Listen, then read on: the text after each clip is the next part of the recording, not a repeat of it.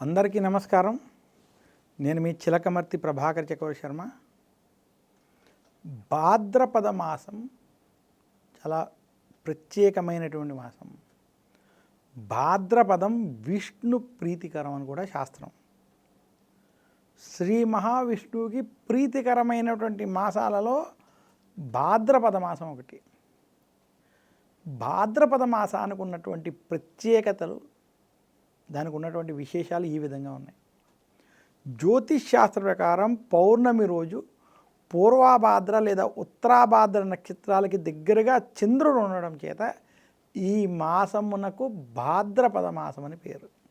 అయితే భాద్రపద మాసం యొక్క విశేషం ఏమిటంటే, దక్షిణాయనంలో వచ్చేటువంటి ఒక్కొక్క మాసానికి ఒక్కొక్క దేవతారాధనకి ప్రత్యేకత ఉంది.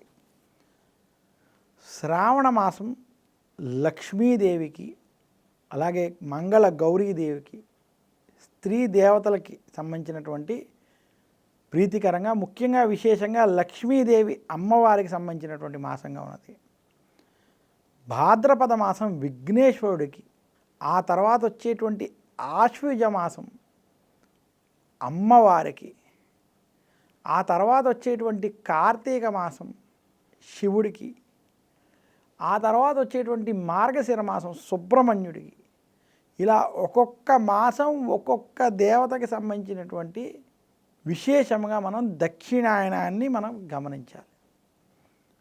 ఇంకా పుష్యమాసంలో శ్రీ మహావిష్ణువుకి సంబంధించినటువంటి తొలి ఏకాదశి వంటివి వస్తాయి కాబట్టి, వైకుంఠ ముక్కోటి ఏకాదశి వంటివి పుష్యమాసంలో వస్తాయి కాబట్టి, ఆ యొక్క శ్రీ మహావిష్ణువుకి సంబంధించింది అంటే సకల దేవతలకి సంబంధించిన ఆరాధనలు ఒక్కొక్క మాసంలో వస్తాయి. అందుకనే భాద్రపద మాసం ప్రత్యేకంగా విఘ్నేశ్వరుడికి సంబంధించిన మాసం, శ్రీ మహావిష్ణువుకి ప్రీతికరమైనటువంటి మాసంగా మన యొక్క పెద్దలు తెలియజేశారు. ఇంకా భాద్రపద మాస విశేషానికి వచ్చినట్లయితే, శుక్లపక్షం, భాద్రపద శుక్లపక్షాలు దేవతల యొక్క పూజలు వ్రతాలకి సంబంధించినగా, కృష్ణపక్షం పితృదేవతలకు సంబంధించినగా ఉన్నటువంటి మాసం భాద్రపద మాసం. మనకి ఉత్తరాయణం దేవతలకి పగటి సమయం, దక్షిణాయనం దేవతలకి రాత్రి సమయం, అంటే పితృదేవతల సమయంగా చెప్పడం జరిగింది. అందులో దక్షిణాయనంలో ప్రత్యేకంగా పితృదేవతలకి భాద్రపద మాసాన్ని చెప్పడం జరిగింది. భాద్రపద మాస కృష్ణపక్షాలన్నీ మహాలయ పక్షాలు పితృపక్షాలుగా చెప్పడం జరిగింది. అంతటి విశేషం ఉన్నటువంటి మాసం. ఏ మాసంలో ఇద్దరి పూజలని చాలా సమతుల్యంగా చేయగలిగేటువంటి మాసం ఉందంటే అది భాద్రపద మాసం. భాద్రపద మాసంలో తృతీయ రోజు గౌరీదేవిని పూజించడం, అమ్మవారిని పూజించడం. భాద్రపద శుక్లపక్ష చవితి రోజు వినాయక చవితి ప్రారంభం. ఆ చవితి నుండి 3 రోజులు, 5 రోజులు, 7 రోజులు, 9 రోజులు, 11 రోజులు లేదా 21 రోజులు వినాయక నవరాత్రులు కావచ్చు, వినాయక ఉత్సవాలు వంటివి చేసుకోవడం చాలా విశేషంగా చూస్తాం. భాద్రపద మాసంలో 21 రకాల పత్రాలు తెచ్చి 21 రోజులు పూజించడం చేత జాజీపత్రం పూజయామి, బృహతీపత్రం పూజయామి, దత్తూరపత్రం పూజయామి, అర్క్యపత్రం పూజయామి అంటూ ఆ విఘ్నేశ్వరుని రకరకాల ఔషధ గుణాలు ఉన్నటువంటి పత్రాలతో పూజించడం చేత అనారోగ్య సమస్యలు ఉండవని శాస్త్రం. అలా భాద్రపద మాసంలో ఏ వ్యక్తి అయితే విఘ్నేశ్వరుని ఒక వినాయక చవితి రోజు పూజిస్తే సంవత్సరం మొత్తం వినాయకుడిని పూజించిన ఫలితం వచ్చి ఆ సంవత్సరం మొత్తం విఘ్నాలు లేకుండా వినాయకుడు చూస్తాడనేటువంటిది వినాయక వ్రతకల్పం స్పష్టంగా మనకు తెలియజేస్తుంది. విఘ్నాలు లేకుండా విఘ్నాలను తొలగించేటువంటి శక్తి విఘ్నేశ్వరుడికి ఉంది. అది భాద్రపదంలో విఘ్నేశ్వరుని పూజించడం చేత తెలియజేస్తూ ఉంటారు.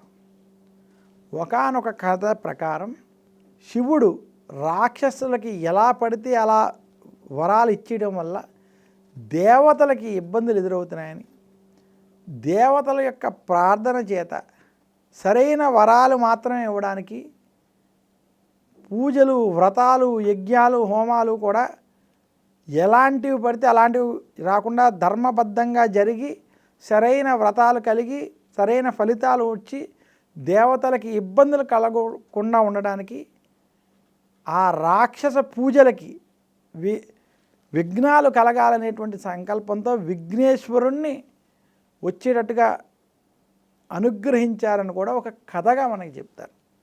దీంట్లో ఉన్న అర్థం ఏమిటంటే ఏ పూజ చేసినా ఏ వ్రతం చేసినా విఘ్నేశ్వరుణ్ణి పూజించకపోతే మనకి విఘ్నాల ద్వారా అది నిష్ఫలితాలను ఇస్తాయి. కాబట్టి అటువంటి విఘ్నేశ్వరుని వినాయక చవితి రోజు వినాయక వ్రతం ద్వారా పూజించినటువంటి వారికి అభీష్ట సిద్ధి కలుగుతుంది, సకల విఘ్నాలు తొలగిపోతాయి.